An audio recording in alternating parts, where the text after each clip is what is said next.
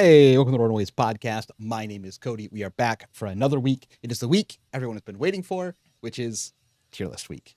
Also, we've been playing the game. So that's our break is officially over. We are playing the game. We're going out on weekends. We're testing things. We're talking about things. The Discord is way more active than it's been for the last month.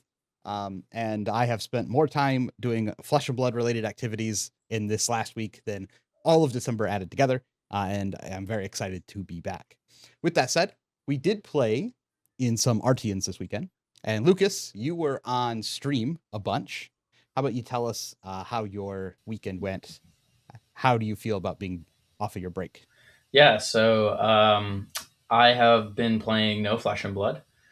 I think I've had 2 or 3 days where I've played like a bunch of games throughout the day, where I've just had like days where I hang out with my locals and we play games, and that's about it since Worlds.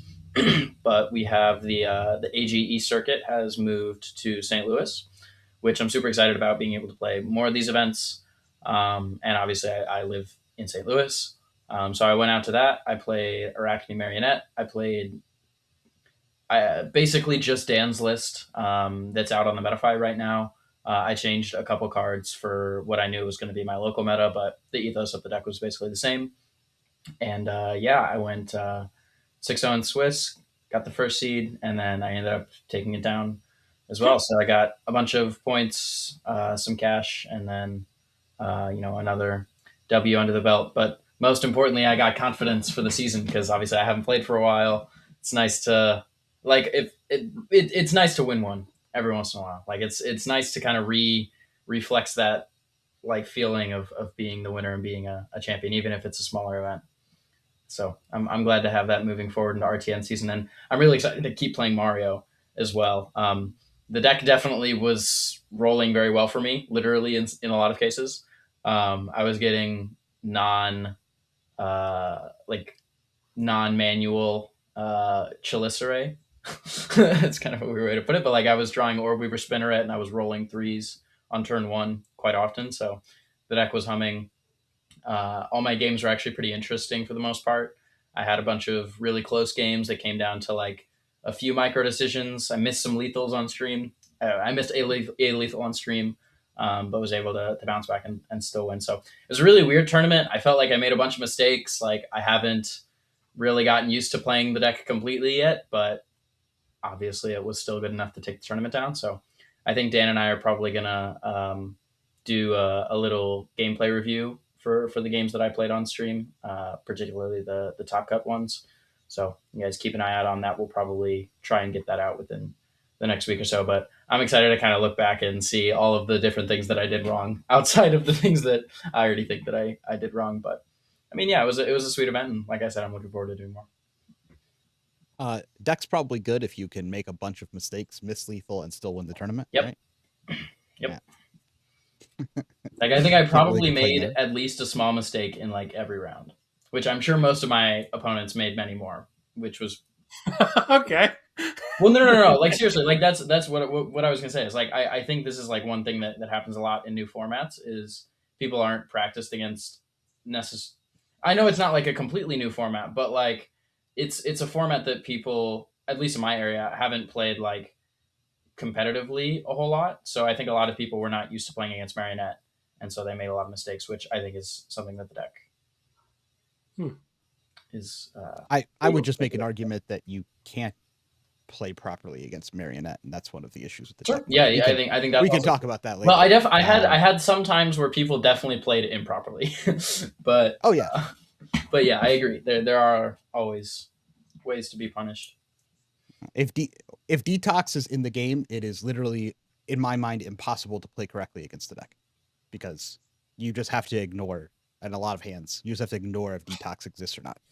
Because that's just blocking is always wrong. Becomes. Sure, but you can't no block when your like health is low. Agree.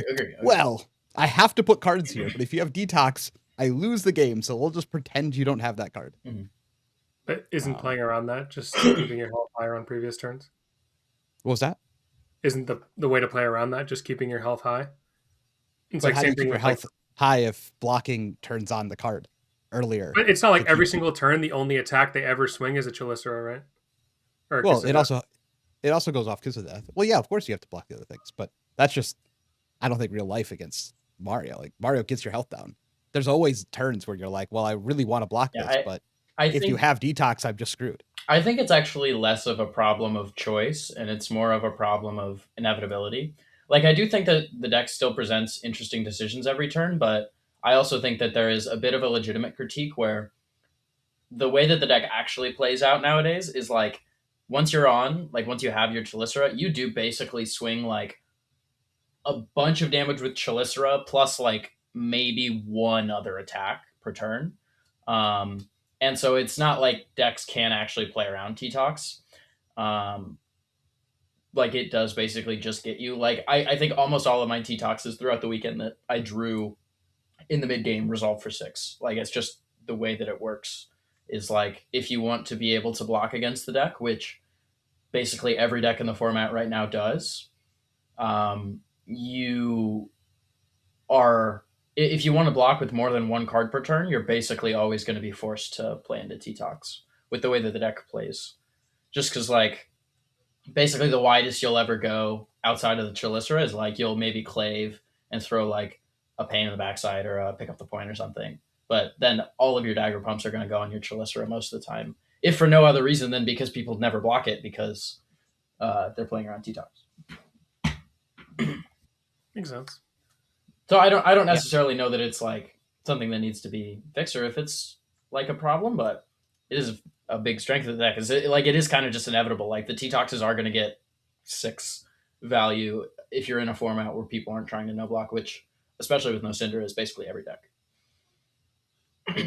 Yeah, Agreed. that's why I gotta call Cody. Hit up his favorite card, Sigil of Solace. You don't need to block 3 if you just gain 3 life. Even the decks Sigil that are of like Solace trying to for the no gas. block you still are like fridging right now, which like the T-Tox is broken against because it like eats the blade break stuff. Yeah. Very good. Everything Yeah. you say is true. That is the strength of the deck. Mhm. But we'll probably talk about it more when we get into the actual tier list. That's the only S2 Of deck. I'm course. close. Yeah, nice. Noah, you also played RTNs this weekend. I played- What did you bring? How did it go? I played RTN singular. Oh, For some RTN. reason, Okay. yeah, for some reason in my area this season is like not fruitful. I had to Yep. drive like super far, Yep. and it was living in New England issues of I have to wake up like an extra 30 minutes earlier to clean the snow off of my car, and like there was ice, so I had to like salt the area so that my car could like move off of the ice. And so I was like, all right, well, if God is already punishing me by delivering this weather that's making me unable to arrive at the tournament, surely I'll be blessed with good luck at the tournament, or my luck will continue and it'll be bad. So I Well, was didn't feeling very. everybody have bad weather in your area? So everyone so got the that tournament- bonus? The tournament is like I had to drive through 3 states to get to the event. So it's like the weather down there, it's a totally different climate. I basically went to Florida. It's super far. But yeah, so other people, yeah, they didn't have to weather. So maybe other people had worse conditions. Who knows? Let me just complain about myself. But yeah, so I played KO, and the trend of being punished continued, where I knew Florian was definitely the right pick for the tournament, but I was like, I'm going to ignore facts and logic and just play KO. I also knew that there wasn't going to be that many gravies, which is the Florian killer. So I was like, okay, it makes way too much sense to play Florian. So naturally, my round 1 is Florian, and he just curb stomps me. Then I played a really interesting game against Amario that I won, and then another game against Florian, playing the exact same 80 as the guy from the first round, and got curb stomped again. So yeah, it sent me packing. It was a 20, either 27 or 28, like just under the 6-round cap. So yeah, with loss in round 1 and 3, it just completely cooked. So I rage quit and went home. No XP for me. You didn't even play for the XP? No XP for me. I don't deserve XP. I should just leave. I don't deserve XP. So yeah, this upcoming week I'll probably go back to playing Florian. I played it at locals yesterday, and then I've been playing a decent amount of it on Talishar, and it's so nice and comfy, man. Like you sit down and you know what's going to happen. With KO, you have no idea what's going to happen. Every game is a roller coaster. Florian is like, imagine you're at we went to the place in Singapore, Lucas, right, where there's like all the roller coasters, Universal, that's what it is, yeah, all the attractions. I wasn't there. Kayo But is like the one where you get I- strapped in. You're like the one but where I you get strapped in, your legs are dangling, you're going upside down, loop de loop. Florian is like going to the Shrek Cafe and getting some ice cream. It's like it's so nice and chill, you know. So yeah, I think I'm gonna stick on the chill path going forward and play some Florian. Yeah, Florian is a good deck, especially at an RTN level. Yeah. Maybe only at an RTN level, but it's at least good at that level. Mm-hmm. I also played Florian at my RTNs. I have a conspiracy theory though. So there are like no RTNs. I don't know what's going on, but they have not like there's not that many stores that are running them. I want to say this really quickly. For everybody on Twitter going out and being like record high attendance, average attendance for these RTNs, can we please get the overall data? Because I have no idea what the average attendance going up means, because there's like 2 RTNs ever. Yeah, like so the whole season. I don't know. Normally in this area, there's a lot of RTNs. But there was only one on each day within any reasonable amount of space, so they both sold out. And that's just not how it normally is. Like, normally we get a bunch of people, but there's also a bunch of events. However, last PQ season, which RTN and PQ season are pretty similar, like, at least here, they're all 1Ks. They're like you get all the same people. But our PQ season was very small because there was a bunch of PQs and everyone got all spread out. And before that used to be fine. We'd still have like 30, 40, 50 people show up, even with all of these PQs going on. But however, it was small last season. And then this RTN season, there's literally just one on each day. Like, people are driving like from New York down to my local area to play. And that's just like, it's been a while since that has been the case. Yeah. And it's just because there are no other RTNs to go to. Yeah, so it seems pretty obvious that they're trying to push the local tournaments to be like a bit of a bigger deal. Like scarcity makes the gold foils more valuable. It makes it harder to qualify for some tournaments, which if you're actually increasing player attendance, maybe keeps some of the bigger events smaller, if that's what you want. But record attendance is so shady when it's there's only one on Saturday. Of course it had record attendance. There's nowhere else to go. Well, I was pretty disappointed to see them being like, oh yeah, the average attendance is up. Like, okay, yeah, of course it's up. The amount of events, right? The amount of RTNs are less. Yeah. So I hope that the numbers are still up and that overall attendance is up. But I would like to see that. Not necessarily that it's not out there. It might be out there. I just haven't seen it. Yeah. I do not. I will say for this area, events are down. 100% events are down. Attendance is up, but that's because events are down. So, well, we know events. The only reason they said that. Yeah. Yeah. So record attendance is pretty sus. It's yeah. Okay. Anyway, I decided I went to my RTNs. I was very excited to start playing the game again. I was originally going to be playing Fatigue Yarl to be that guy. And then I don't own enough Midas touches to play the deck. So I'm like, hey, Dan, can you get me some Midas touches? And he's like, I can't find mine. So I'm like, literally, I'm just in my box of cards. Like, what am I going to play at this RTN? And I'm like putting Gravy together. And in the Discord, I was like, I'll play Gravy. And then I was going through but at the bottom of my Gravy stack of cards was all my Florian cards. And I went, oh, these look nice. Maybe I could just play this deck again. And then I just went and I was like, I want to play D-Reacts and stuff. Oh, yeah. Okay, I'll just play Florian. So I built Florian, put it together. It's nothing special. It's just, it has outeds. It has 9 D-Reacts. It's not that big of a deal. I go to my RTN. I win my RTN. It's like you're trying to be so nonchalant about the Florian. It's literally nothing special. Like, people sent me messages. I sent them the list. They sent me messages like, hey, can I have that Florian list? I'm like, yeah, it's literally, there's nothing. It's like an instruction. It's like a recipe. It's like, you know what to do. Yeah. Just throw all the cards in. Yeah. One sec. Building Florian, actually, it gives me the most like Yu-Gi-Oh deck building vibes, where it's like you have the D-Reacts are like the hand traps. You have like the channels are like your extenders. Then you have like the blues are like the like filler engine cards that like every blue just does what you want to do. It's very, very satisfying to build for me. Okay, continue. I was just like, I just want like 20 earth blues, I just want like 27, 28 blues total. And I want to be able to side out all my D-reacts for aggressiveness and then etc. Like that's it. That's all I want. That's all my goals with the deck. I built the deck to do that. I will say some of my games were pretty great. It was fun to play again. I did end up beating a Gravy, but it was one of those games where I'm like infinitely ahead and I'm like, oh, I have it. I'm going to finally beat this Gravy player. I'm going to finally do it. And then it was just like every turn he just draws the one out. Like, surely I'm going to play around Sunken Treasure so he can't get a gold, so he can't make the thing. And then he just has like the one blue out that lets him draw a card and then make a guy anyway. And it was just like 6 turns in a row. I was like, dude, if I lose this game, I'm going to tilt off the face of the planet. Luckily, I did not do that. I had such a good time at the event that it was like the first time I was playing like a local competitive event that was just like chill and relaxed. Like I was not as concerned about the outcome. Obviously in the game, I cared, but outside of the game, it was pretty low stress, pretty relaxed, pretty fun to play.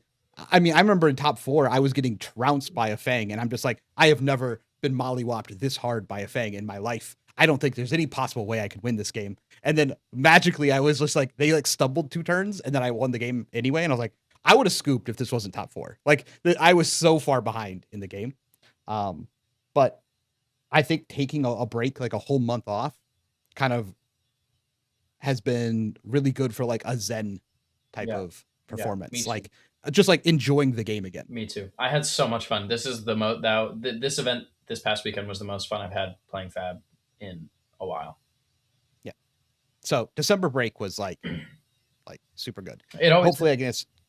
Yeah. I mean, but it hasn't always been for me anyway, it hasn't been as much of a break as this was. Like literally didn't touch the game for an entire month. But I'm done. I don't have to play real decks and RTNs anymore. I have 1 RTN this next weekend and I am playing Lyeth.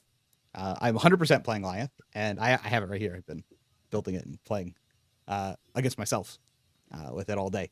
But I am I'm excited to go play some Lyeth. Yeah.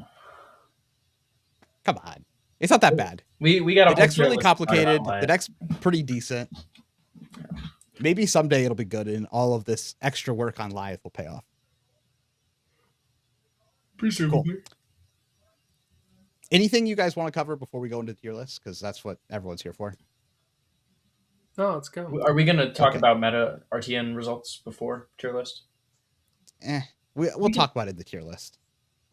Okay. Gravy won the most, and then we can talk about the decks like in order of how they did. Yeah. When we talk about the decks, we'll bring up their placement.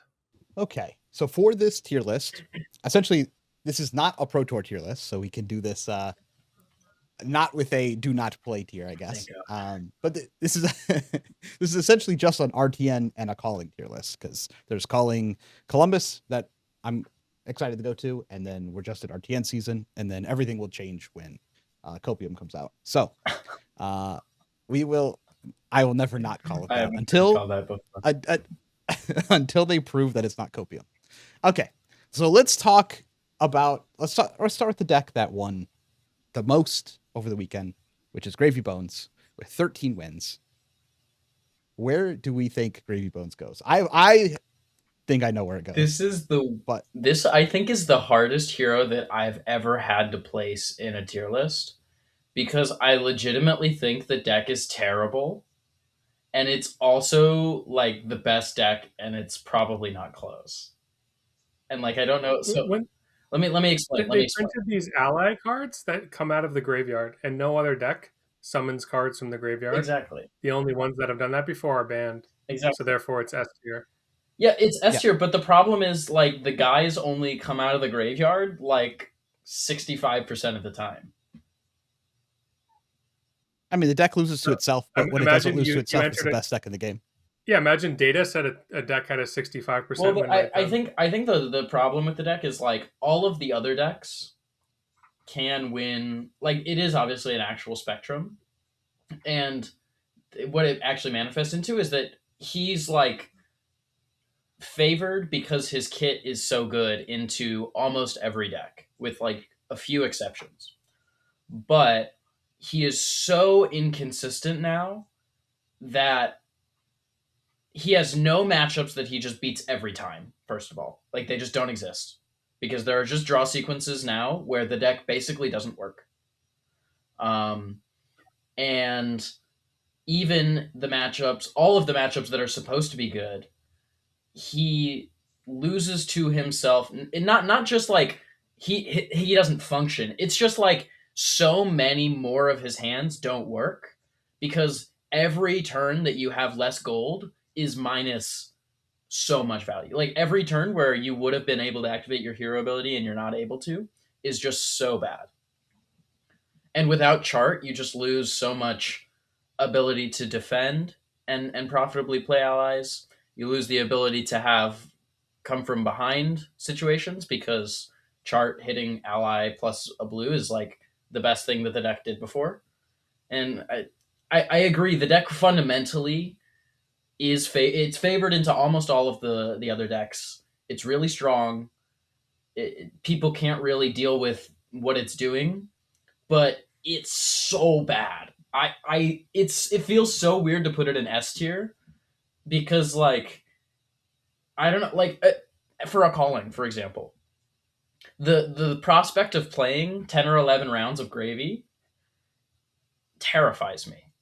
I don't see how that could happen. I think what's more terrifying is playing against Gravy Bones for 10 or 11 rounds, because your opponents just do the Gravy Bones thing and then you lose. I think the thing is though with FAB, people just never play the best deck that much, and even when Gravy, even if it is maybe the most played deck, which I'm not even sure it will be at Columbus or a lot of the RTNs, like playing a deck with a bad Gravy matchup, you're only probably at most going to play 2 or 3 in like a 10 round tournament, I would guess. Yeah, but I think imagine S stood for scary, dude.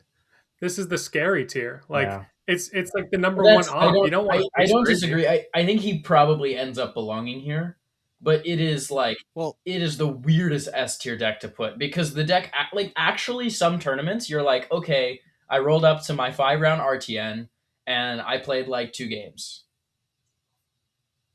And that was like I got pretty unlucky, but not like unreasonably unlucky. Okay, I have a couple of takes then on this. I kind of agree with some of the things you're saying, but like this is the meta warping deck. Yeah. It warps all of the rest of the decks in the meta, has to have some game plan for it. Yeah. It is the one that's holding back other decks from being easily the best deck in the game. Mm-hmm. So that has like 1 point for it. 2, when the deck functions like a normal deck, it is the best deck in the game, pretty much like hands down. Yeah, for sure. For sure. So yeah, it's way less consistent now, but the meta's also slower. People are dealing damage slower than it was before. So even though it is less consistent, it has a lot more time than it used to have to get there, because it's not playing against Syndra like four rounds of a tournament like it used to be. And those games were like super quick that you had to be turned on. So it doesn't have to do that as often. And then it kind of has like the Briar effect. When you're doing well, and you're playing against the other gravies who are doing well, they're just doing well that tournament. So like that negative of the deck being inconsistent, just like, is it happening to you that as often when you're playing against them? It's like back in the day when CMH Briar was great. Most of the time you played against the deck and it was bad. And then you played against a person who like opened CMH on turn 0 and you lost the game on the spot. So that is kind of how my experience against Gravy feels like. Yeah, I think also one thing that we'll talk about this a little bit as we keep going. There are a lot of decks that are really, really good, and their only bad matchup is Gravy. We're gonna talk about a lot of these, but there's quite a few decks I think that are really, really powerful, and Gravy is basically the only thing that is keeping them from being like the only decks that exist, right? Like I think there's this small tier of heroes, which we'll get to as we keep going, but this sort of A tier, I think we have a pretty diverse meta because Gravy exists. I think if Gravy didn't exist, we might have like a triangle keep everybody out sort of meta going on. Agreed. Okay. Gravy definitely S. Let's go to the next most winningest deck, which is 8 wins, and that is Marionette. Well, yeah, to clarify, there were 3 decks with 8 wins. which we'll talk about the other two next. But it was Mario. Doing it in order. No, I know, but just it's not that Mario is like the solo number 2.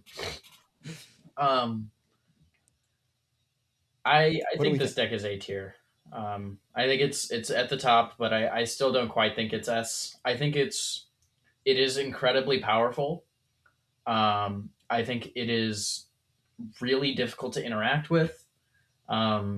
There's only a few decks that have prevention, so 3 shelter is basically all people have for the most part right now. People aren't playing things like Calming Breeze.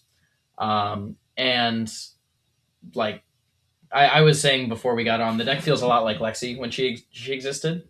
It's doing a proactive thing with really powerful disruption.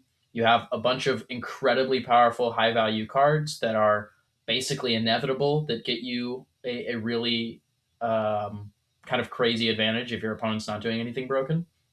And then you also have the ability to be a little bit more defensive and toolboxy. You have things like Inertia Trap, you have Codex of Inertia, you have all these different traps and also tech cards, tech attacks. The deck can be changed, but I can't put it in S tier because I think that there are a couple other top decks that you're just behind into. Like you're behind into Gravy. It's hard. It's, I think, winnable, but it's definitely a hard matchup. And especially if they see their chums early, it can be really difficult. And then we're going to talk about Florian as well in a little bit, which I think is also a difficult matchup. So I think the deck is really powerful. And I think if you're able to adapt it to some of those top decks and make those matchups maybe a little bit better, then this deck is going to be really scary. I know I myself intend to play it a lot in the next few weeks. I think the deck is sick, and I think there's a lot to do with it. But yeah, it's like this was the most played deck at both of my events. Yeah, it's. I think this is like the de facto aggro deck right now. Actually, like I think this deck is what replaced Syndra. It's just not as good in the Gravy, so it doesn't end up filling the same role. Noah, was Mario the most played at yours, or was it something else? Mine was quite a even distribution of decks between, I think Mario, Kasai, and Florian were actually the top, but that's probably an aberration from the norm. No, mine was like Mario, Gravy, Kasai, I think, as well. Mm-hmm. Something like that. I don't know. I think Mario is probably S tier, personally. It's basically the other second deck where it can just draw hands that you can't interact with, and it wins every game when it does that. Yeah. I think the skill cap on this deck is really, really high. And it makes most of the games outside of like Gravy pretty trivial to play. It's very hard on the opposite side. It's a deck that, while to play it perfect is really hard, it has draws that can just get you out of bad spots.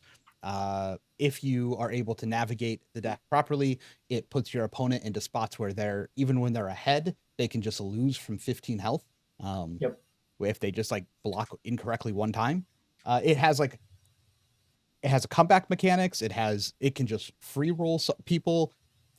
It can beat Gravy. It's not like the matchup is impossible. It's just like, oh no, you have a hard matchup. Oh no, poor you. And you don't have, not every matchup's favored. So it's like, I think it's pretty obviously S tier. If there are 2 S tier decks in the game currently, one of them is Mario and one of them is Gravy. If you want to just do a singular S tier, then it's Gravy. But I think there are probably 2 S tier decks right now. I agree. I agree with everything you're saying. I think Mario does belong in A tier because I do think he is. Maybe not. I think I need Noah to break the tie. Yeah, it depends. It depends on where we put some of the other decks around the A tier, because I do think Mario has a couple other matchups that are kind of hard, but it depends on. Why don't we leave him in purgatory for now of A? Can I say something else though about RTN specifically? Given that RTNs, yeah. Okay, anyways. Go ahead. Given that RTNs are the people who you know, they're people in your area, you've probably played against them either in prior seasons or armories or whatever. I think you have information on how they play into Marionette. If you're someone who's been playing Marionette or like you've seen them play games into Marionette, you know if they're the type of people to over-respect or under-respect reactions. Yeah. if there's someone who like That's keeps health high versus takes a bunch of damage to push back and just hopes you don't have a chain ender that disrupts them. So I think at the RTN context, like you're saying, Lucas, the Marionette is probably S tier because you can manipulate your opponent. No, I actually more. agree with you. I had this experience as well where I definitely made some plays like, oh, I'll just do this because I know he's going to block. Or like, or like if you can do a play where like you have black techs up and you do a play like you have no react to push it over, but you just know the type of player they are. They're never blocking. I made an even more baller move in one of my games. In my top 8 game against Syndra, my opponent's marked and I have like a 4-card hand and I just play a blue Reaper's Call with nothing behind it because I knew that there was no way they would block. You just know they're not going to block and then boom, you just play out the rest of your hand. So I think you could do those kind of plays at RTN with Marionette. So that's why I think he's asked for RTN. You've actually convinced me. You throw him up there. Yeah. I also think he's S. I don't think there's any other S tier decks in the game, though, to be fair. Mm-hmm. Yeah, definitely not. Okay. The next most winning is deck, which with also 8 wins, is Kasai. You missed it. It's alphabetical. Well, that's not going to help me. A, B, C. Okay. That's not going to help me as if he doesn't know the names of all of the characters. I'm going to start off here. I've been relatively unimpressed by this hero as of recent. And I thought for some reason, I thought this hero actually was probably better before all the nerfs, which is probably not accurate, but it just felt that way. But having played against this hero more and more,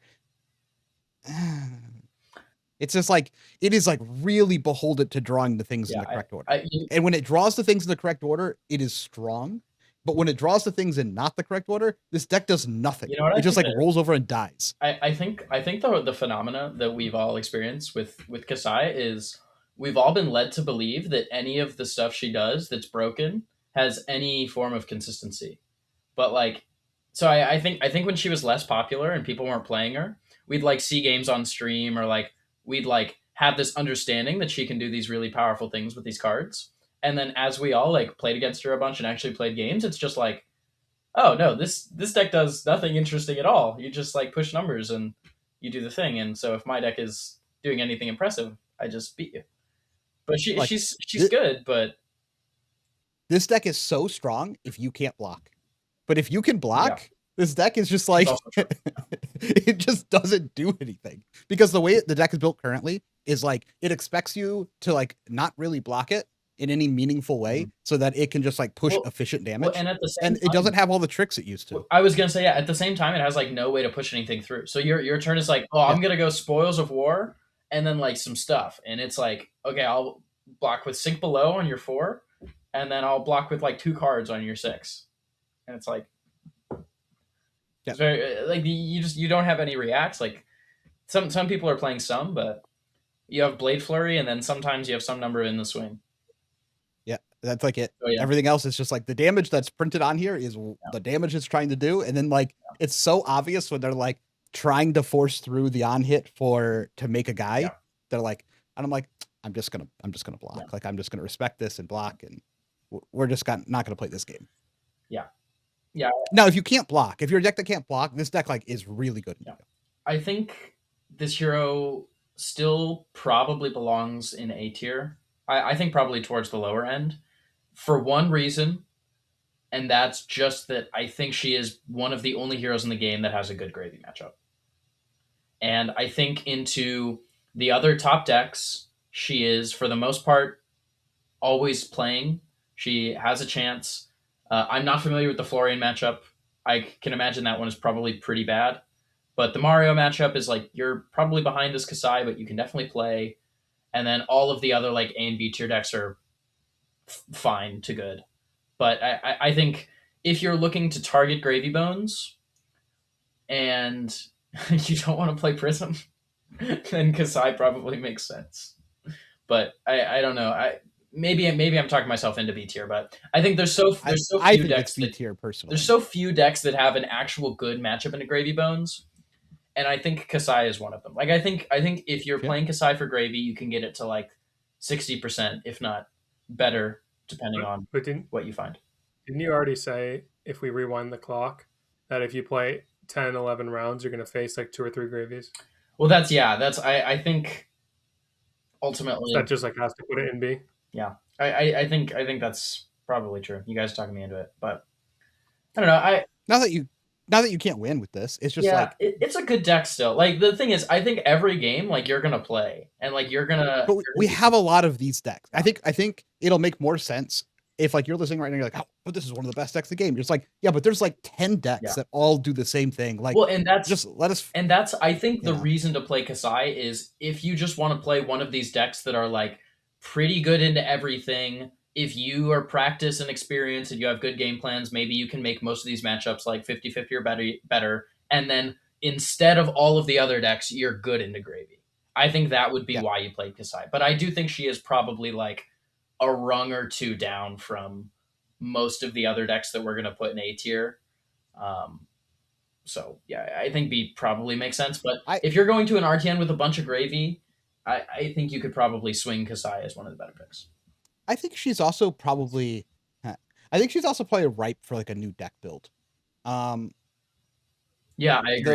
The not playing enough like actual reactions in your deck and like just trying to play like efficient like slice and dice stuff like that is, I think, holding her back in some aspects. And I wouldn't be surprised if someone like takes a build that has more tricks in it and gets a bunch of surprise wins and is actually able to force through their on hits, and then the deck like feels way better. So I would not be surprised if that ends up happening. There are definitely a lot of different ways to build Kasai. I think most people are still playing either the ancient heavy hitters version that's just like literally numbers, ignore everything else. And then some people are playing the like Singapore Worlds version where it's like, oh, I need to be as proactive as possible to beat Verdance.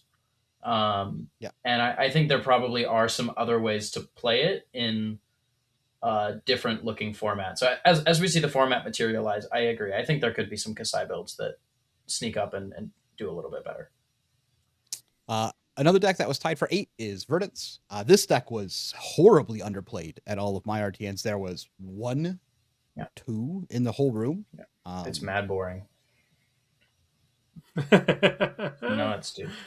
Now you've learned the nature of attacking multiple times in the same turn, man. How can you go back to this attack? Take one game action deck. No, well, it's true. It's because like the deck used to play like rampant.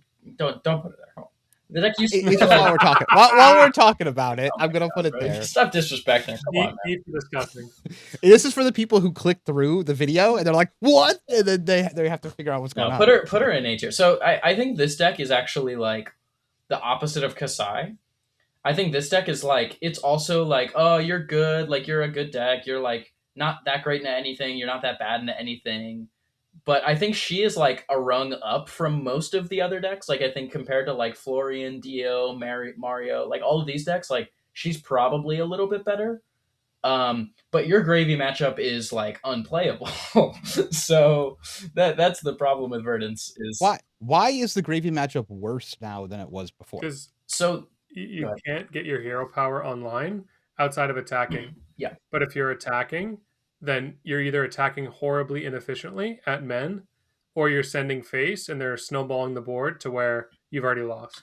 Yeah. But a bunch of them were running like the Talishar fatigue plan before and seeing some level of success. So why doesn't that work? There's anymore? A couple things. First of all, that plan gets hurt a lot by this still, because that plan was still normally relying on pings as a way to clear. Like, killing Rigor Mortis is so much harder now. The other thing is you basically can't get your hero ability online without resolving Cadaverous Tilling. And there are some matchups, Gravy is the biggest example of this, where resolving Cadaverous Tilling and putting a lot of copies of Cadaverous Tilling in your deck is not good. Because that card, outside of Chum and Whaler, is not efficient at clearing. It blocks 2. It's not modular. The red one is red, and there's just really not much that it does that's good. And then also, you basically can't play Rampant Growth anymore. It's just too slow in the matchup, like without Rootbound. Because, like I said, you have to play Tillings to turn on. If you're playing Tillings, you're going at their face. If you're going at their face, you're going to die long before you're able to do anything with Rampant Growth. So you're basically forced into fatigue, in my opinion, nowadays. And if you're full fatiguing, everyone's ready for it. They know what's coming. there's stuff that they can do. It does not work against the good gravies. Maybe you could try some like tree, maybe Surgeon Aether Tide. Like you get weird with it and you just try to high roll them with arcane damage. But I think that matchup is just bad. I do think that there is stuff you can do, and I want to workshop it a little bit, but it's not good. One of my locals plays in a style like that with like Aether Flare, Snapback, and you just try to like Yeah. high roll 1 million arcane with Tree Insurgent, stuff like I've, that. I could actually see that being successful because I think I've played them before. Yeah. Yeah, go ahead. I've played these kinds of versions before. I think they're good. It was actually funny enough when we had 9 tipple, playing Trees Insurgent Aethertide was how I was trying to beat a lot of the gravies at the time. But there are also a lot of them are playing AB1, which made that a lot better. And even then again, it's like you just have to high roll. You have to get the trees early, get them to line up. And also those versions basically all rely on playing and resolving rampant growth because tree is not enough to justify playing that stick. And again, playing rampant growth sucks. So I don't know. The gravy matchup is cursed. With all that being said, this is not really a meta where people are effectively able to deal with just like block 2 cards, swing 2 cards, eventually kill you with Stormstriders, which is why I do think Verdance is still so good. She puts people on not a fast clock, but an inevitable clock.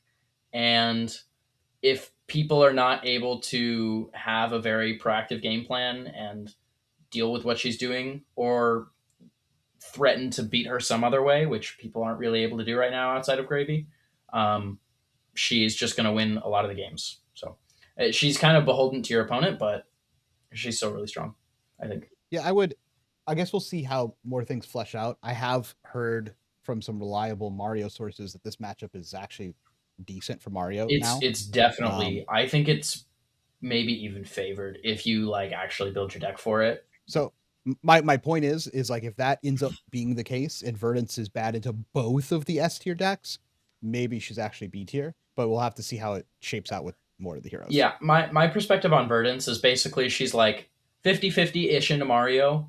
Depending on who techs more, it kind of shifts. Like I think if you're still like playing 3 mental block and like you have a bunch of D-reacts and the Mario doesn't have very many inertias, like it could be good for you.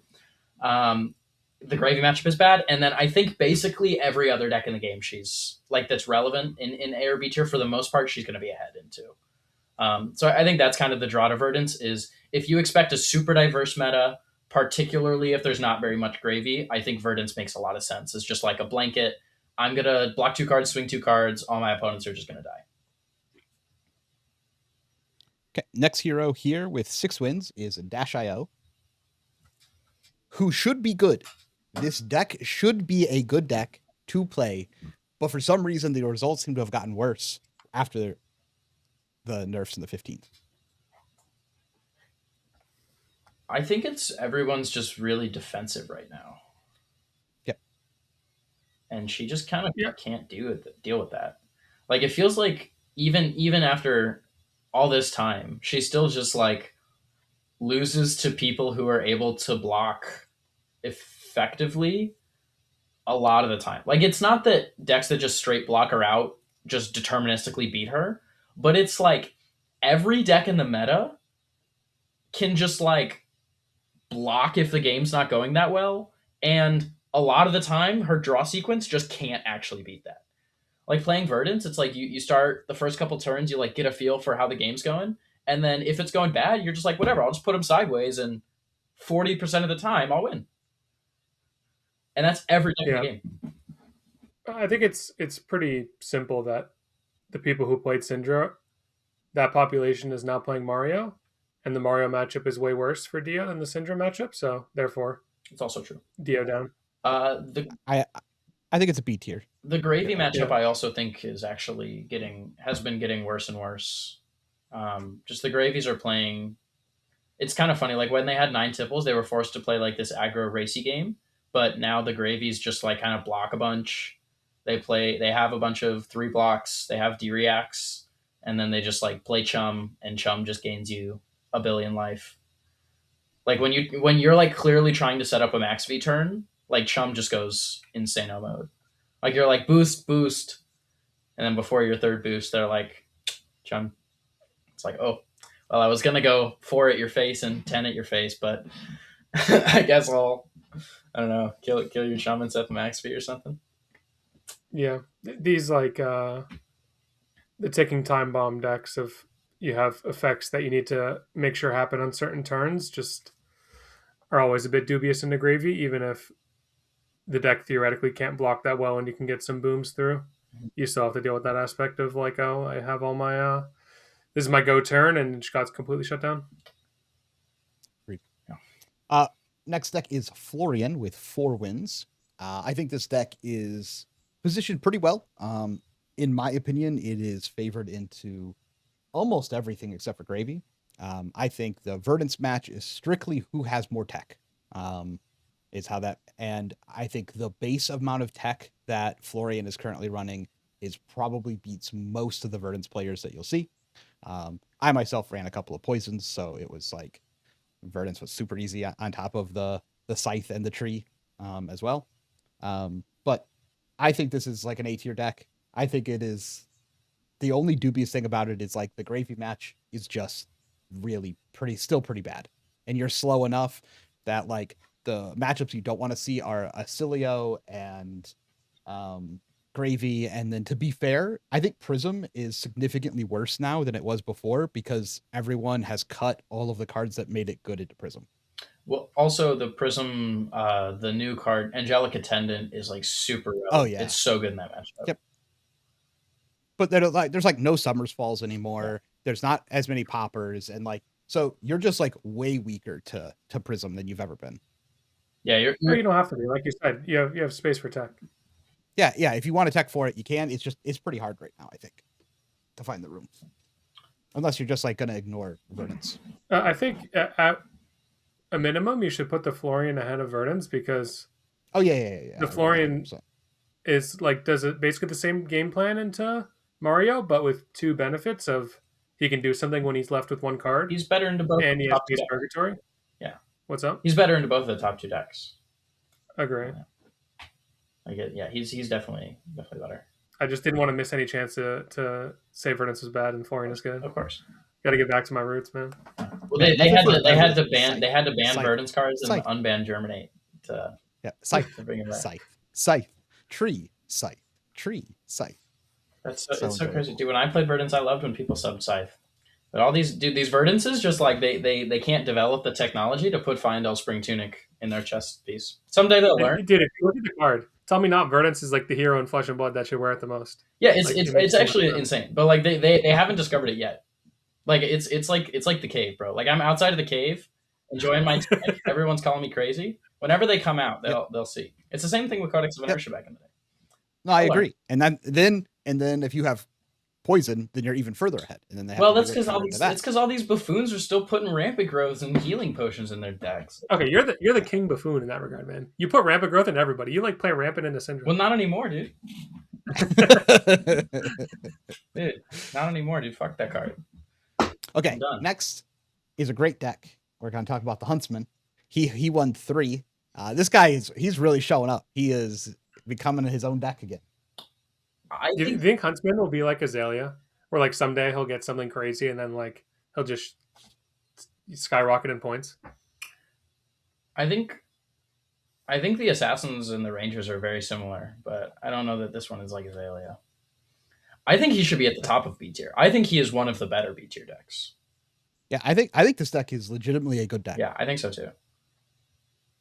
My issue previously was I could not figure out how to beat Syndra with it, because the math wasn't mathing every time I tried to play the Syndra match. But now that is gone, I think the deck is like way better. I think the Gravy matchup is really hard now, to be fair, because all the Gravy decks are playing like stupid fatigue piles, so they all have like remembrances. Some of them have last ditch efforts. They're all playing like 3 scuba. So I think this deck still probably exists in the not that good of a Gravy matchup space, but I think the deck should be good against a lot of the other stuff. Everything else. Yeah. But it's kind of weird though, because it's like it operates in this weird space where it is a fatigue deck, but like it doesn't play like any other fatigue deck. Where playing like Guardian Fatigue, if you beat a matchup once, you probably beat it like every time. Mhm. But with Huntsman, it's like you're still playing the game of Flesh and Blood. Your win condition is just fatigue.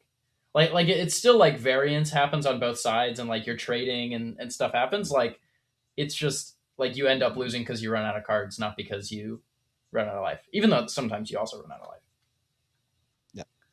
But And sometimes your D-React just hits like their best card in their deck and Yeah. they win the game in the spot. I want to give an anecdote real quick for from the AGE. Lucas Barding was playing against Austin Henson. This is the Huntsman player who ended up top 8ing in one of our teammates.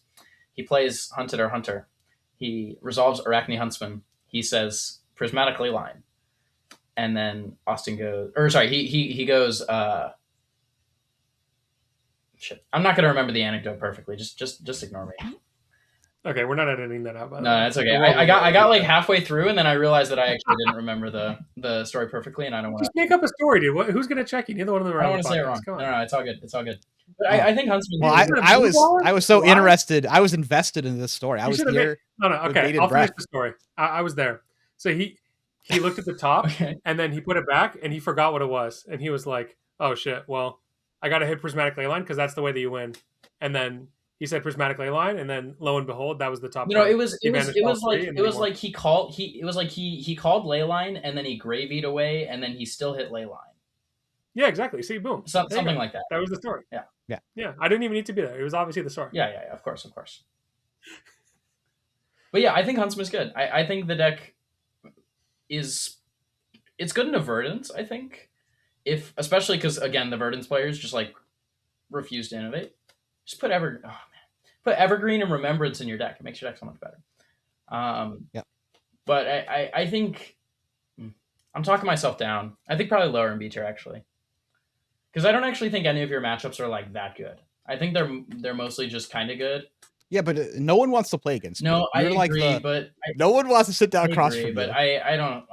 I don't actually think your gravy matchup is very good, and everything. No, I think it's actually probably here, if I'm being honest. I think Dio's got to be better than Huntsman. Nah, this deck sucks. Dude, it's embarrassing to say Huntsman's better than Dio. Come on, Dio's like a real deck. Huntsman is like not a deck. This is coming from the biggest Dash.io hater of all time, by the way. Yeah. Yeah, but this deck probably won more games than Dio did. Yeah, but when is Huntsman doing 30 damage in one turn, man? He does like Eradicate, and he's jumping for joy. He hits Conqueror of the High Seas off your opponent's deck, and he deals 24 damage to his life total upwards. Fine. It's not going to be hard to convince me to move that down, but it is B tier. And to be fair, like a year ago, this would have been like D tier, F tier. Yeah. The Hunted or Hunter is broken, and being able to hit cards off the top of your opponent's deck is really good when everyone's relying on power cards. And the meta being slower is good as well. Next, with 3 wins as well, is also Fang. Fang did end up top 4ing. Poop from a butt. The event that I was at. Okay. That's Fang is poop from a butt. Don't play this hero or you will lose all of your games. I do not think that is accurate. You must have like no Fang players. It's terrible. No, it's just this deck's just bad. Like your Earth matchups are bad. Your Gravy matchup is not good. Your Mario matchup is not good. All of your other matchups are fine. Like you know what Fang is really good at? Losing. Fang is the #1 deck of excuses after the match is over of why you lost. Yeah, exactly. You have so many excuses of like, oh, I didn't see the pledge fealty earlier. Oh, I drew a hand of multiple Tooth of the Dragon and I just exploded. Or, oh, I never drew my Hunt's Ends. I had to block with them. It's like the #1 excuses deck. Like I didn't draw any blues, so I had to pitch reds. Yeah. I think it's not good. This deck is just abysmal. Like you have to do 40 steps to function. Like everybody else is doing 40 steps to like have motion. Like when Arachne like does 1 + 2 + 3 + 4, his opponent perishes. When Fang does 1 + 2 + 3 + 4, he still has Arcane Barrier 0 and has perished. Like it's terrible, man. I do think this is probably C tier, but the deck can definitely win. Yeah, of course it can win. Yeah, it's still like if you open 3 pledge fealty on turn 0, you can win all of the games. Mm-hmm. The next deck here is Yarl with 3 wins as well. I think this deck's actually in a pretty decent spot, personally. I was going to bring it. I think its gravy match is fine. It's better than people think it is. Yeah, the match is slower, so being able to hit their compass happens more often with you at a higher health total, which I think is very relevant. And then a lot of the other decks are slow enough where you actually can play a fatigue game, or the game can go long enough where you can just set up your Okins. Yeah, I don't have much thoughts on Yarl. I don't know.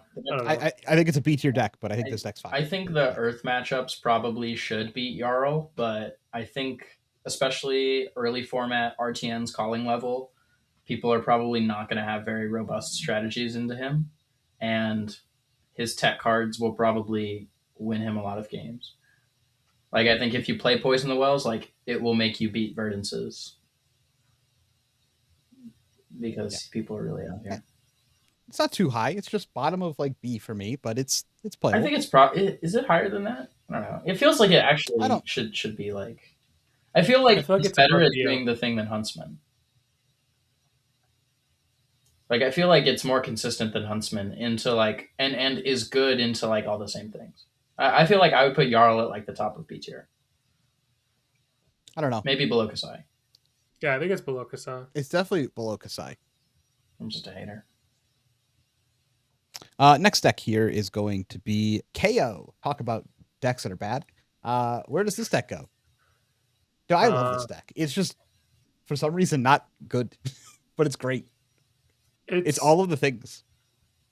Okay, so I think it has the most chance out of the decks that are not good into Gravy to beat Gravy. Yes. Because it just has the fastest clock.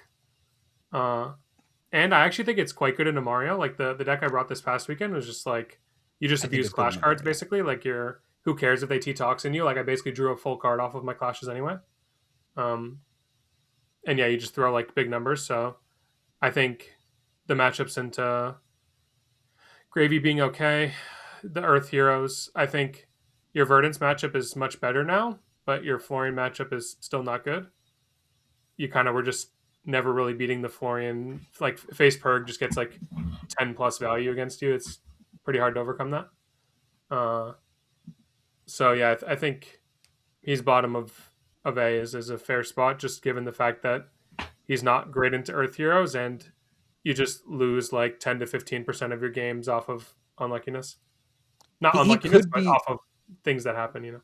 Yeah, he could be top of B. He could be the highest B as well. I think that is another fair assessment for him. I think bottom of A is fine as well. I think he exists in an A tier space. Like he wins a lot of games against a lot of the good decks. Like no, like he legitimately is gonna, like Noah was saying, I think he is probably ahead in Mario, and of all of the like this is a really good deck and wins a lot of games decks, he is the best of them. Like you compare him to every other deck that's not Gravy in A and S tier, he has the best Gravy matchup. And I think he's like at those decks power level. So I would keep him in the tier just because he is at that power level and does a thing better than those other decks. If you're someone who hasn't played KO a lot, you should play him. If you like, everybody has a store of this mysterious value assigned to you of like your luck with the deck. So if you haven't redeemed any of your KO luck yet, you should play some KO and you'll probably win a tournament. Also, and then drop the deck immediately. Also, if you haven't played KO, you probably like don't get it. Like I feel like everybody who talks about KO just like writes him off. But like if you play the deck, like it makes sense. Like the deck is ridiculous.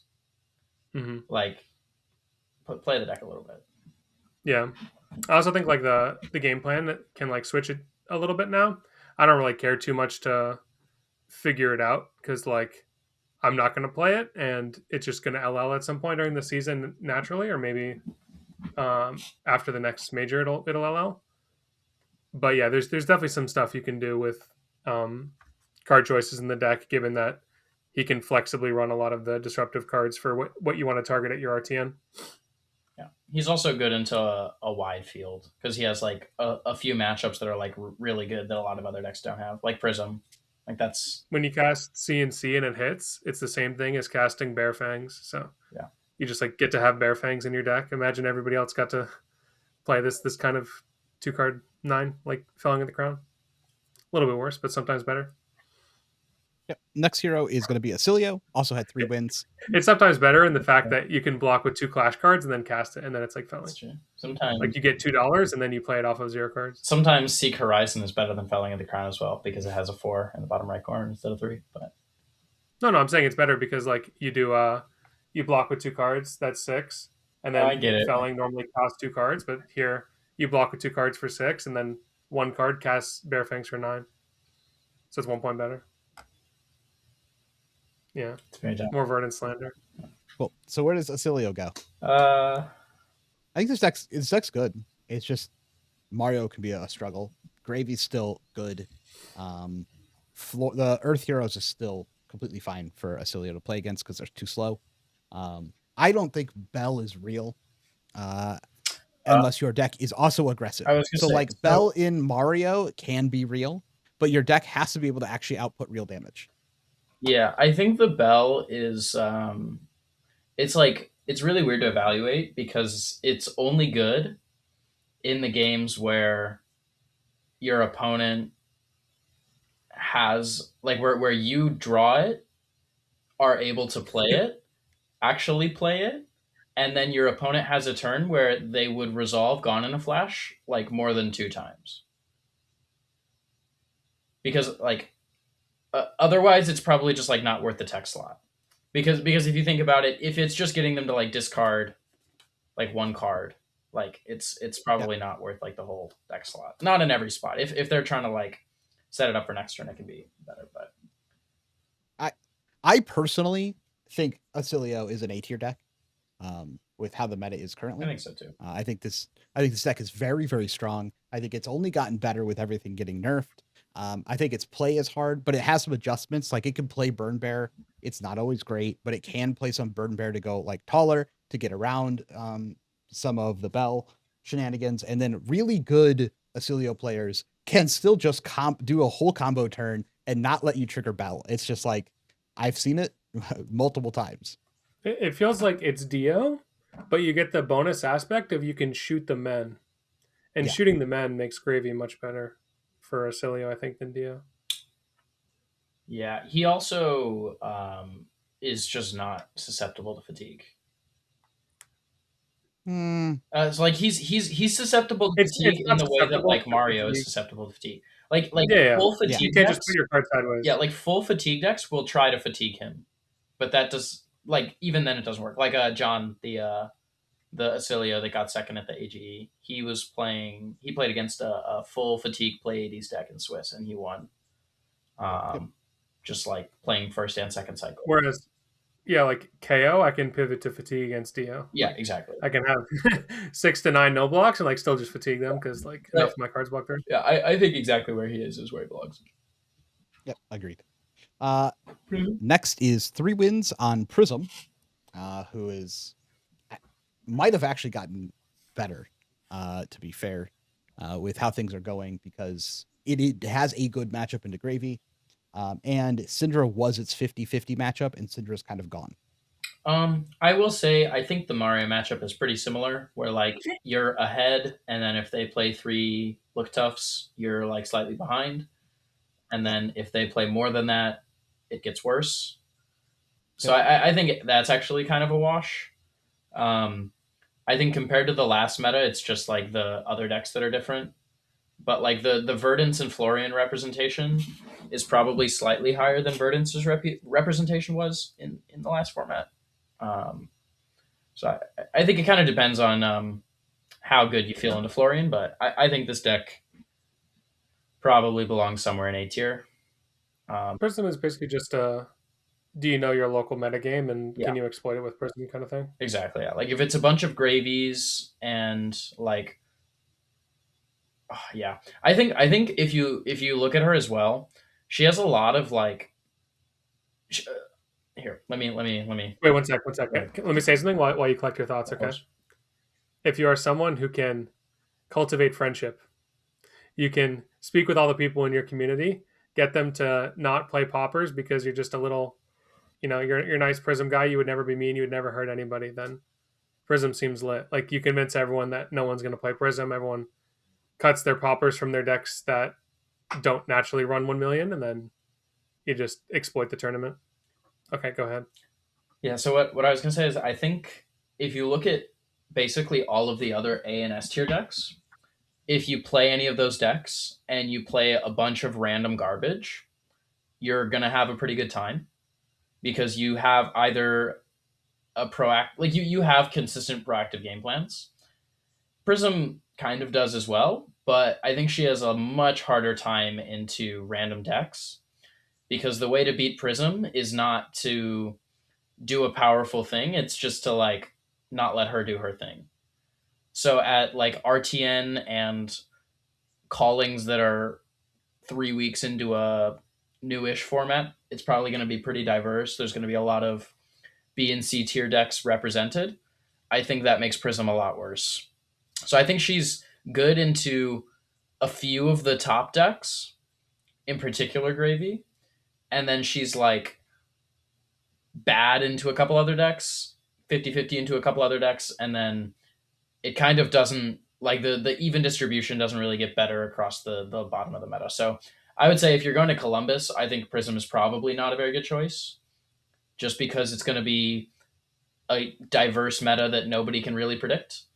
If you're going to your local RTN and it's going to be a bunch of Gravies, no Kayos and Florians, a few Marios, and then like some other random stuff, maybe Prism's okay. Yeah, I mean, it does have a bit of a gym lottery. It also has a bunch of knowledge checks.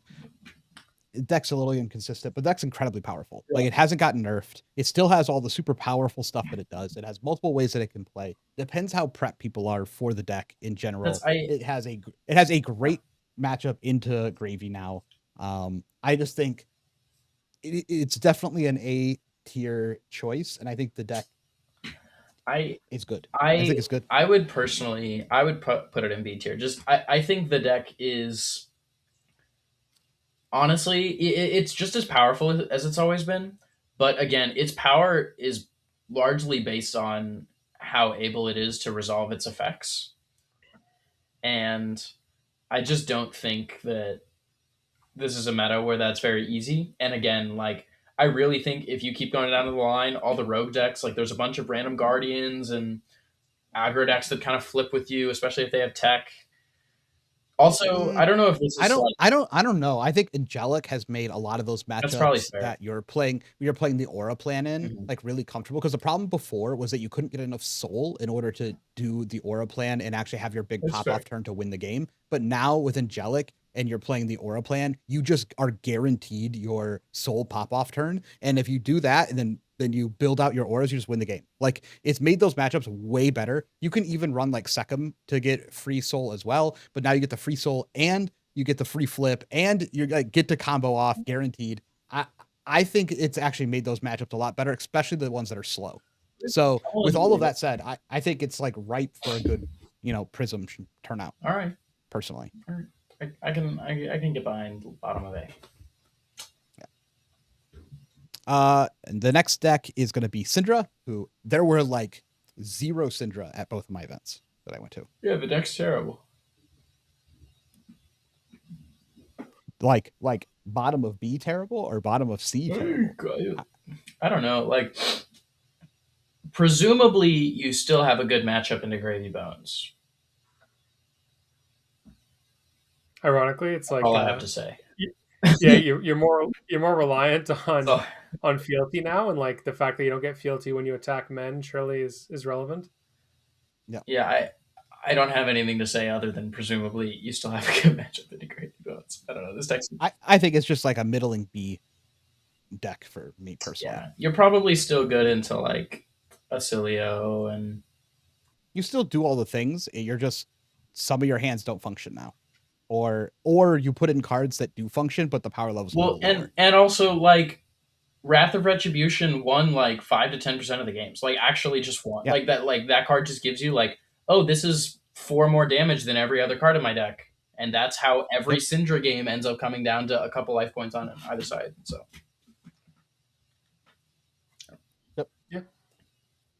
Next is going to be Reinar.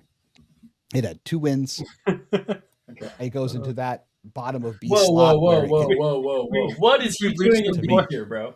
We've reached the point of the bottomless pit, man. Come on. None of these other What is decks he are doing playable. in there? Fine. Come on, get him out. It's the same tier as Kasai. Get out of my. I don't know. I don't Oh my know. God. Meat. The meat cleaver build is What's meat cleaver? turn it up.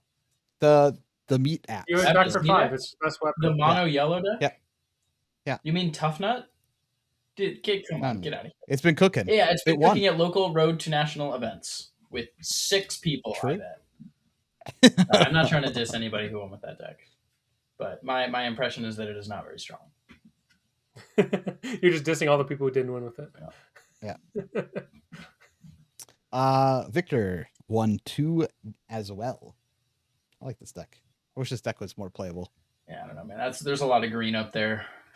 It's of various kinds. I feel like all the green decks you just can't beat. I'm just gonna put this down here. It's like Gravy, Yeah. Florian, Verdance, Kayo. Like, man, that's. I would assume he's getting into Marionette, though. Yeah, I would think yes. so. I think that's probably like one of the hardest matches. And he can try and do like the Although super long. Even then, actually, he gets blown out kind of easily because I don't know. It depends on how you build the deck. Because if you're building like full fatigue, you should probably just be playing a different Guardian. But if you're playing like the super aggressive Clash version, you don't actually have that many D-reacts.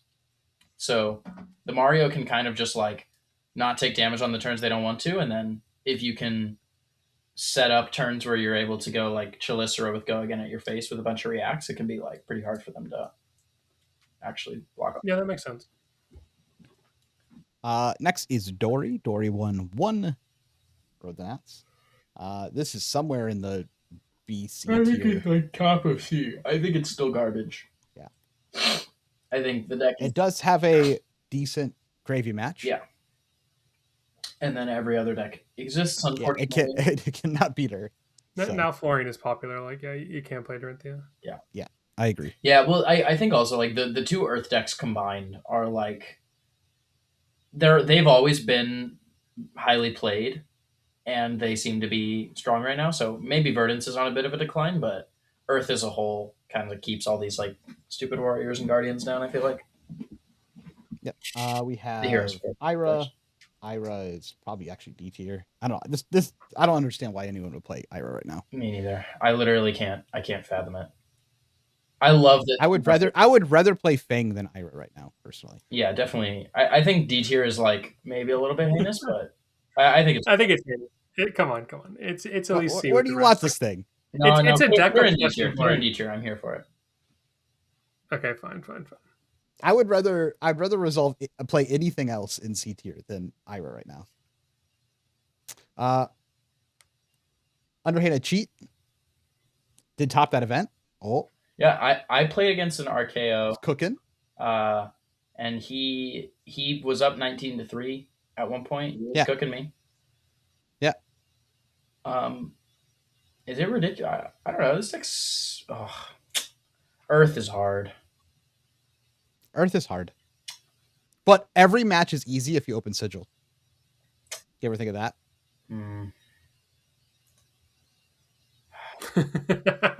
He didn't. He never thought about that. Yeah. This is new information. Whatever. Just keep it in B. You'll be happy. I think it's there.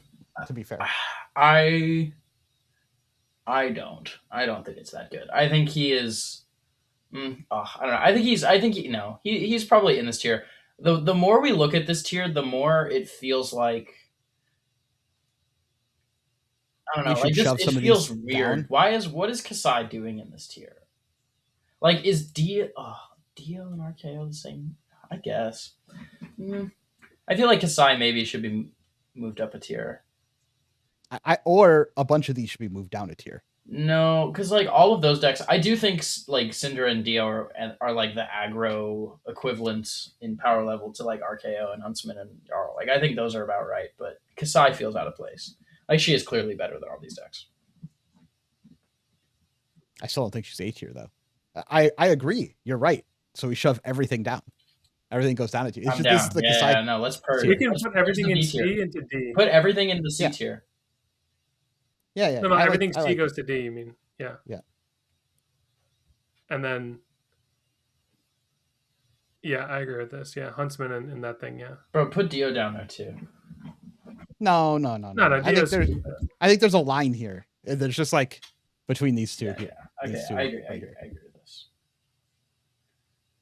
Dude, poor Fang. Dude, we're gonna get flamed for putting Fang in. I think we might need another tier though. No, it's fine. No, we bring out the other definitely, tier. there's definitely Bring out need the another tier. tier. Bring out the other tier. All right. Let's get cracking with the other tier. Max, Riptide, just call it other. Boltzmann, Betsy, Bravo, Kayo, Pretty sure just every hero that's left. Tough Nut, Teklevasen, Uzuri. Not every hero. Some of these heroes belong in C and D tier. No, it's every hero. No. Lyeth is not worse than Ira, bro. Come on. I know. He's like up there. Kano is F. Betsy. Bravo. Yeah. All these heroes are down there, man. Maybe Marlin is D. Some of these are worth discussing. It's just But how can you play Marlin in the Mario meta now? Slippy is the Like, what is Overpower doing when they just have 1 million reacts? yeah. Slippy's definitely not. Slippy's got to be like No, Mario is like way too highly. It's Mario and Earth. Like Slippy Me too. cannot be played. Yeah. No, Slippy's Yeah. F right now. It's Yeah, sad to he's say, too but bad. it's the truth. I think this is probably here. Personally, this is probably here. Let's say the name instead of this. We're talking about Vincent. Yeah. Vincent. Yeah, Vincent's probably D tier, Yeah. and then Puffin's probably Fi D is tier. also probably D tier. Yeah, I agree. Fi is playable. Honestly, I think Fi is maybe C tier. I think he and Syndra are like pretty similar. I think Yeah, you're probably right. I on think that. like those decks just like they just attack and your opponent dies, and that's like a relatively powerful thing to do at Road Nationals. Okay, I think that wraps up the tier list there for us. Yeah, I think we did a great job. I'm gonna give a little pat on the back. I evaluated our performance. I found it to be great. It was fantastic. Some were saying it's the best performance. And it definitely ended exactly when we wanted to. There was no Yes. outside influence on us deciding to stop. Yes, correct. That is everything you said are straight facts. Come on, bro. Do the podcast questions. Yeah. Next, we'll move on to podcast questions. These are asked by premium members of our Discord. If you'd like to be able to ask questions, find people to practice with, or talk to us in the Discord, feel free to join in the link below. First question that we have going on here is going to be from Foxmain. It says, you are fighting to the death in a coliseum, and you can choose any FAB weapon to carry into battle. Which one are you choosing? Let's assume that ammo isn't a worry. So what kinds of weapons are there? There's guns, swords, arrows. I presume we are like able to wield staffs and stuff. I don't understand how some of these things translate. Yeah. Yeah, like what if it's like if I get like Aether Conduit, like do I just get to like zap somebody immediately and kill them? Like are they in a human body? Like it's just like me and Scepter like of Pain? Is that like there's the Cruciatus curse? Like I'm just Yeah, like we don't technically they don't cast any spell. They only add to spells, right? well, no, Aether Conduit does 2 arcane damage Yeah. to any. Yeah, but how much is 2 arcane damage? If somebody hit me with 2 arcane damage, I'm cooked, bro. Like I'm gonna be so honest. Are you though? Yeah, what if dude, you're come on. getting tased? Dude, Like, Rigor what if- Mortis has 1 HP. I definitely am not surviving 2 arcane damage, bro. You're a bag of bones? I think I could survive 2 arcane, man. I got plenty of defenses built in. Dude, that's a yellow Aether Flare. You're surviving a yellow. Oh, I could probably survive a yellow. I'm not even convinced we could even use it. We have no magical ability. That's- Like it's not that's like what it I'm- says like yeah. you have the sword and now you have swordsmanship. Well, yeah. That would be like the Yeah, same like- thing, right? Yeah, 'cause you could go like Voltaire, and you're like, yeah, I'll just like shoot a flaming arrow at you. Like maybe that wins. I don't think you get flaming arrows though. Well, ammo's not a problem though.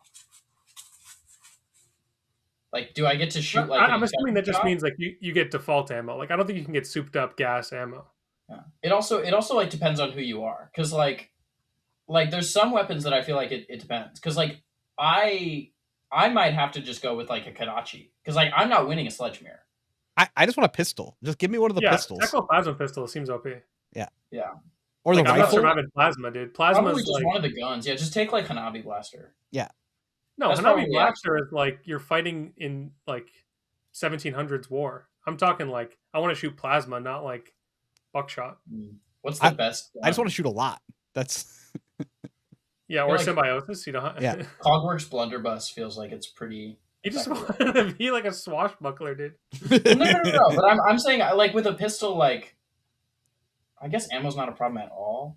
I don't know. I feel like you want the range. Like a You know, like Coliseum, it's a big Halo. place. Wait. You know, like Halo, like the plasma pistol. That's what the plasma pistol is. That thing was OP. It just one taps people. Oh. Yeah. Yeah. No, you're right. Technoplasma pistol is a good answer. Unless there's nothing we're overlooking, right? There's no like OP. there's a bunch of weapons I couldn't do anything with. I was gonna say like I feel like the wizard weapons presumably one tap if you know what you're doing, but I don't think any of us know. What if you get stalagmite and you play like? That's not a weapon, bro. Oh Yes. yeah, right. It's an Yeah, it's a equipment. weapon. Owned. Okay. Yeah. Oh, Well, you what could if you get have like Winter's what if you Whales get then? like compass? Does compass let you like summon Gravy's entire ship? It's just a Yeah. compass. You just get, get the just black a pearl. compass. You just like you can find north. You have a compass. Congrats. If you can summon Gravy's whole ship, then probably the compass. Do you Otherwise, summon Gravy Ship or like you do Luminaris and you just well, summon? the sun on I'm your- saying because like the compass is like it gives you to if it's like a pirate. I don't know what the compass does. I guess. Well, but- we don't know what a lot of things do. Like we don't know what Death Dealer does, for example. Like we don't know what draw a card is in real life. Like what is Death Dealer like ability? I think Death Dealer is just supposed to be like efficient arrow. Like that's its lore. Like it's just like a bow that's like super reliable. Okay. Because it's like not that much. I of just a want pain in plasma the pistol. butt. Move on with my life. Assuming it yeah. actually has bullets and like it says ammo's not a problem, so it doesn't have some weird canister you have to have or something. You know. Yeah. To be Yeah, fair, it'd be very scary to see Lucas running at me with a sledge. Oh, that I would be. would not be running. I would be dragging. I would be fearing for your life. You would go to swing it. No, dude, it's like yeah. I'd be looking like I'm moving a couch, dude. Like Yeah. I'd look like I'm moving into college with this damn sledge. Ham asks, we have now been under the LL point multiplier change for 6 months. Are you happy with the implementation? Would you change it at all? So 6 months from now, does everybody get like? Does it become like 1 point or what is it? 2.3 to 2.25x? We get 1.5x happier. Yeah. There you go. I don't know. It's kind of fine. It kind of I like sucks the- that Gravy's a black hole of points, but it's like whatever. Mhm. It's nice that the heroes like. I mean, I like that that they're they gonna go. be around. I like that they go 2x when they're older. I'm not convinced that I like that they go 1x when they're young, or 0.5x when they're young. Okay. Well, it's only 1.5. There's no 2x. That's what I meant. Yeah. Yeah, sorry. Whatever, man. Yeah, I think it's fine. Delver Guy asks, how important is LSS selling the dream to those who have never made it to a tier 3+ event?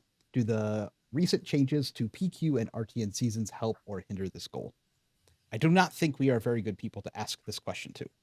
I have an extremely cynical view because, like, you can just buy a PTI. Yeah. What, same. what is the dream? The dream is you take out your wallet and then there's a couple hundreds in it, and then you have a dream. You might need 6 100s, but yes. Yeah. Yeah, once I stop getting reports of the like 11 player PQs, like it's I don't know, it's kind of trivial. It's either dollars or luck in some cases, and But so some people frame this as a negative. I just don't think that's a negative. Like I like agree. that this Agree. game is just like put your money where your mouth is. You think you can do well at a tier 3, tier 4 event, to show up. You could do it. You could just show up. You could just spend your $600, get on your flight, fly over, get top 16, make all your money back and some profit. Just show that you can do it. Like I like that. Yeah, that should be the dream. The dream should be like you go to the tournament that's a tier 3+, like this person was saying, and you do well at it. If you get in off of a PQ or RTN, that's just even more of a flex, right? You're like, I won my qualification. I showed I'm good, and then I really proved it in the grander stage. But there's nothing stopping you from just going to the grander stage and skipping step 1. Yeah. So You can put as much time in grinding to qualify as you want, or as little time as you want. You can go to your job or some other way and make money, and then use that as how you qualified. Like you could there's just endless ways to qualify at this point. You can win all the gold foils and sell all the gold foils, and then Well, buy the PTI with the gold foils. hold on a second. I don't think you can do that anymore. Oh. You can scalp product from some store and then. Oh. I don't know. I don't have any issues. I like the pathway personally. Me too. yeah, And I like that people could just take their shot whenever they feel they're ready to take their shot. Yeah. So maybe there are other people who are motivated in different ways, but I don't think we are the people to ask this question to get a different take. There's definitely a sentiment, I think, still of people, either they've seen other card games or they just have like this predilection of not wanting to go to a tournament unless they feel like they've earned it. So I don't know if that's something that LSS is selling, that like you have to have that, like you have to earn it at a PQ or RTN, or I think it's better if they just kind of stay hands off like they are right now and just like let people think what they want. Give the people multiple pathways and just kind of leave it at that. Mm-hmm.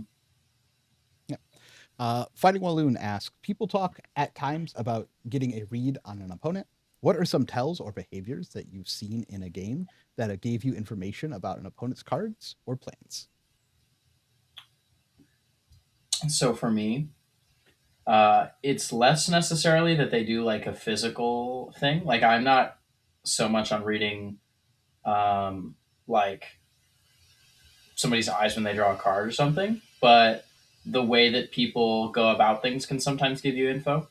For example, if you're playing a deck, something that happens quite often, especially at local tournaments, I'll notice this.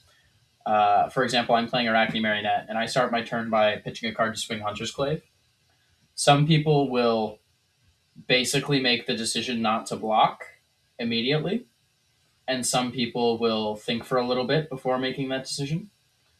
So, for example, some people might like basically have already decided that they weren't going to block it by the time they see their hand, and then like some people just say, "Yeah, no blocks," and then they'll look at their hand. This is like a maybe more of a local player thing, but like this, you can have this at bigger events. Some people might draw their hand and be like, "Yeah, that's." Oh, and then they think about it a little bit. You realize, oh, they were gonna no block because that's their game plan, and then they realize that their hand sucks. Maybe they have to block. So stuff like that, where like how long people think about blocking is definitely something that I can get a read on. Like for example, if somebody no blocks my Hunter's Clave before they even draw their cards, like let's say they're playing Syndra, I'll be a lot more willing, maybe later in the game, to just like take a really greedy play that is assuming that I'll hit with a Hunter's Clave because I just know that that's what they're gonna do. Yeah, That's my biggest example of reading people. Without getting into any specifics, because specifics will change with card pool changing, the biggest thing you can learn from your opponents is when they do something that they haven't been doing the whole rest of the game. So this would be like Lucas was saying, they all of a sudden start thinking about Hunter's Clave, or there's never been a time when they've asked you how many cards in hand when you're like in the middle of an attack. Like they want to know if you have one card left.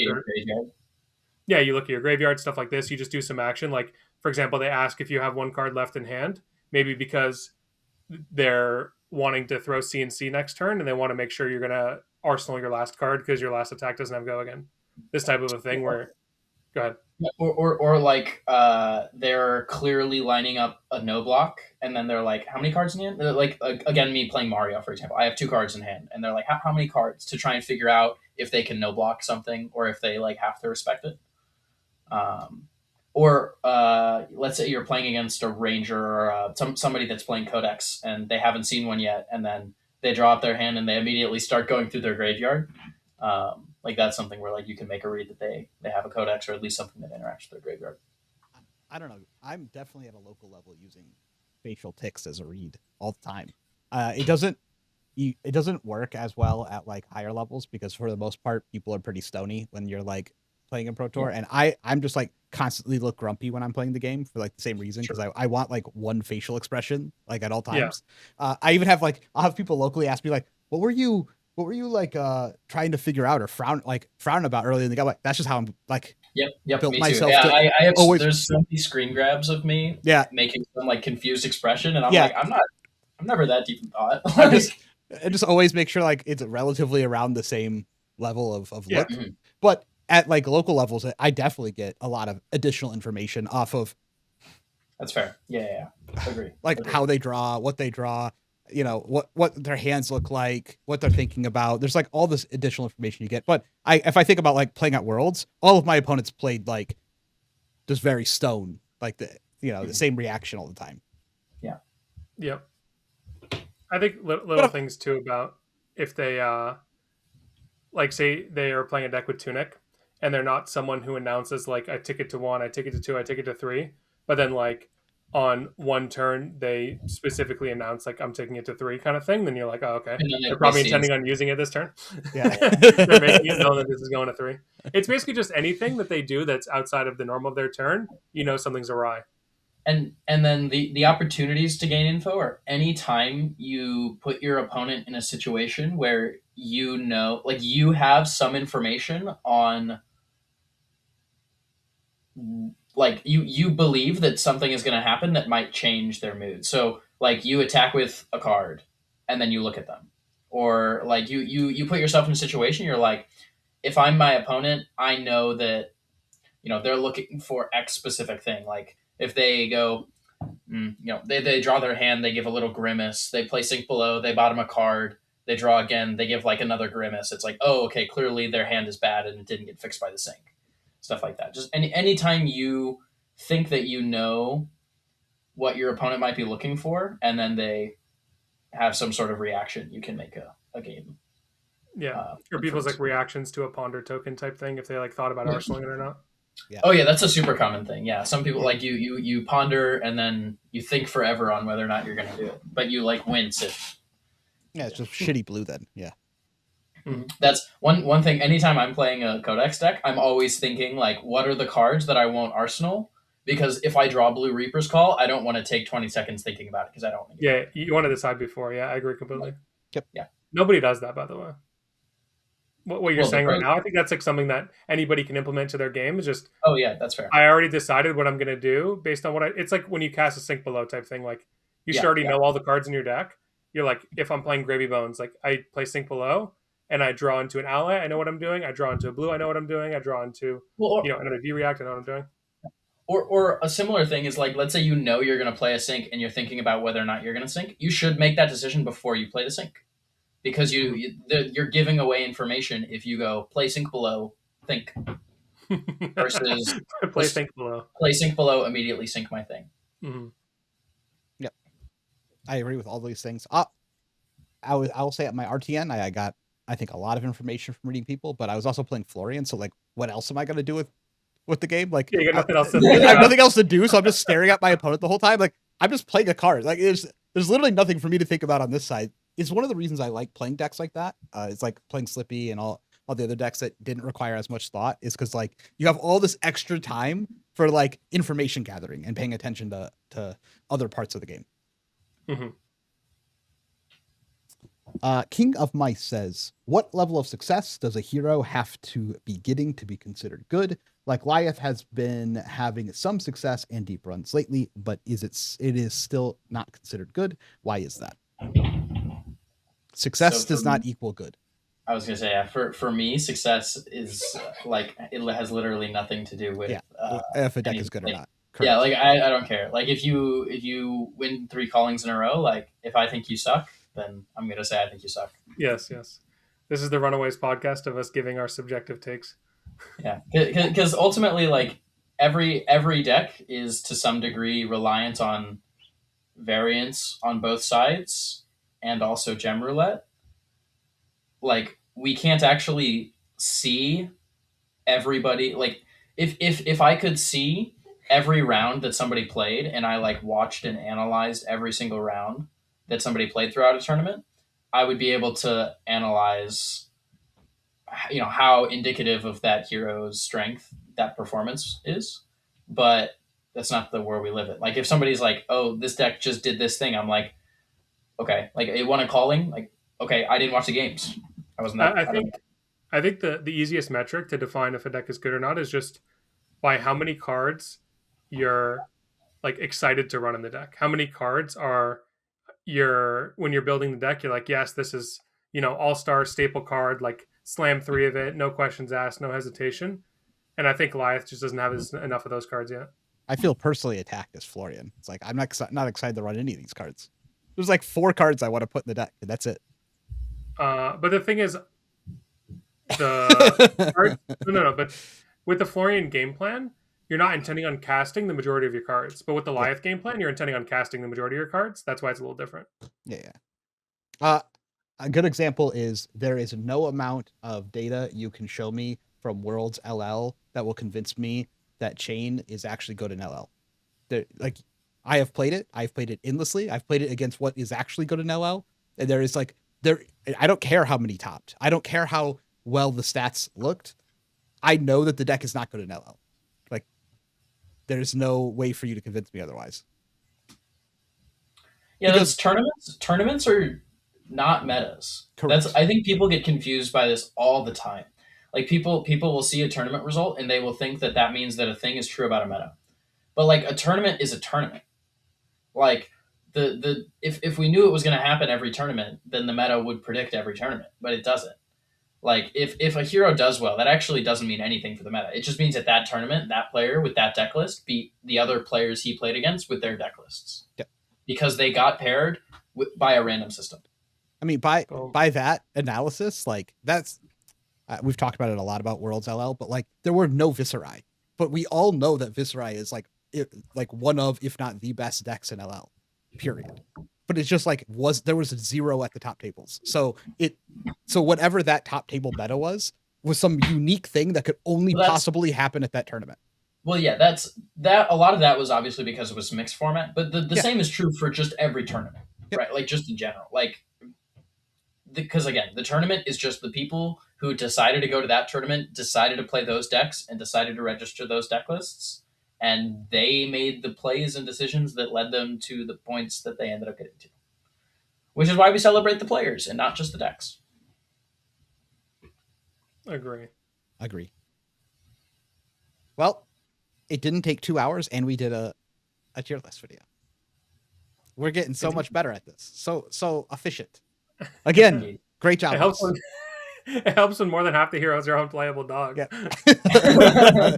It also helps we've been in the same meta for 6 months. So yeah, that's true. You know. I commented to these guys before we started that I thought this was going to be like a hotly debated tier list, and then because all of the decks are just kind of fine, and then as we went through, I realized that all the decks are just kind of fine, so there's not really much to talk about. No, you don't feel strongly either one way. You're like, it could be A tier, it could be B tier. I mean, if we do it this way, they could all be C tier. It's fine. Like, yeah, indeed.